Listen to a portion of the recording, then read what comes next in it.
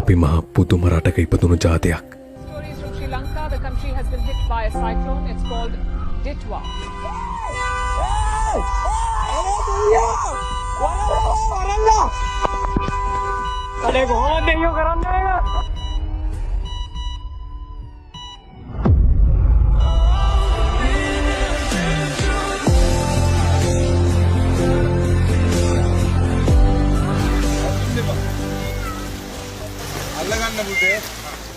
අපි සුනාමි දැක්කා.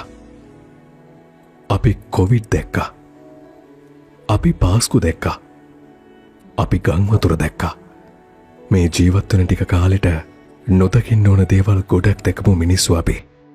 හැබැයි ඒ විපත් දැකපු හැම මොහොතකම මිනිස්සුන්ගේ උතුරලා යන මනුස්සකම් දැකපු මිනිස්සු අපි.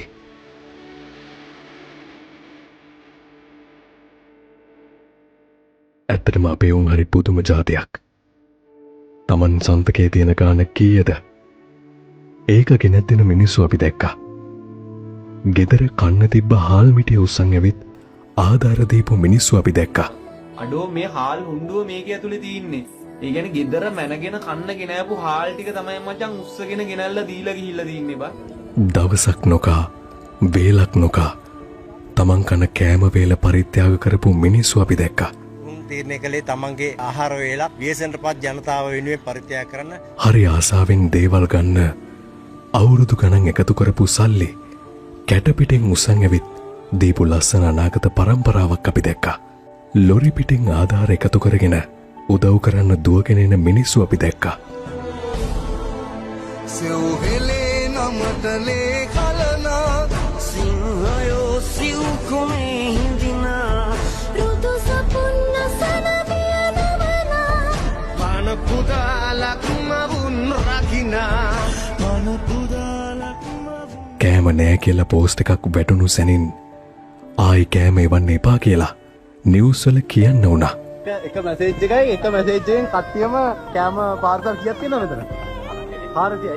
තමන් ජීවිත කාලෙම දුක් මහන්සියෙන් හම්බ කරපු මුදලින් මිලදී ගත්තු ඉඩම් අසරණ වුණු අයට දෙන්න කැමති වුණු මිනිස්සු අපි දැක්කා. තමන් ආදරෙන් බලාගත්ත කෝටි ගාණක් වටින වාහන ජීවිත බේරගන්න අනතුරු හැලපු මිනිස්සු අපි දැක්කා. ලේ නැහැ කියලා එක පෝස්ට් එකක් වැටුණු ගමන් ලේ බැංකුවට ලේ ගලන්න ගත්තා. දැන් ලේ දෙන්න එපා පොලිම වැඩි කියලා නිවේදනය කරන්නත් උනා. ජාතික රුධිර සංචිතයේ ප්‍රමාණය රුධිර ඒකක 20000 ඉක්මවා ගිහිල්ලා තියෙනවා අද වෙනකොට. උදව් කරන්න ආපු බාල මහලු තරුණ හදවත් වලින් තරුණ සේවා සභාව පිරී ඉතිරිලා යනවත් අපි දැක්කා. ඇත්තම කියනවා නම් නොදකින්න ඕන දේවල් ගොඩක් අස්සේ උතුරලගේ මනුස්සකම් දැකපු මිනිස්සු අපි. මුළු වෝල් එක පිරෙන්නම අපි දැක්ක ඇඟේ මයිල් කෙලින් වෙන ඇස්වලට කඳුළු වෙන එක නවත්ත ගන්න බැරි තරම් එකිනෙකාට උදව් කරන මිනිස්සුන්ගේ හැඟීම්. මගේ පොඩි අයියා මේ ඔක්කොම බුද්ධියගේ ඉතියේ මේ ගෙවල් වල නැගිට එක මං අයියාව පාට අම්මව දාලා ජීවිත බේව විතර අපි ගෙරුවේ. අපි පුංචි රටක ජීවත් වෙන මහ ලොකු හදවත් තියෙන මිනිස්සු ජාතියක්.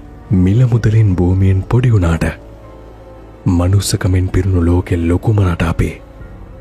මොන බාධක ආවත් අවශ්‍ය වෙලාවට එකතු වෙලා ගොඩකේ ජාතියක් තමයි අපි.